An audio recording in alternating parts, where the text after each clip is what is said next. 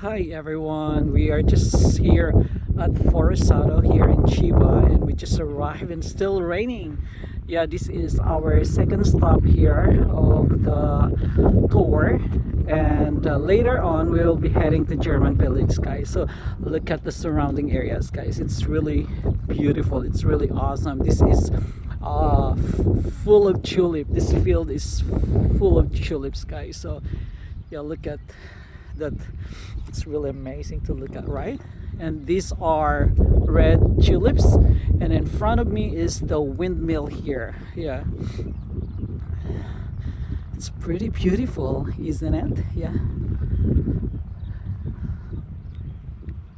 Yeah, so there's few people right now because it's raining. Yeah,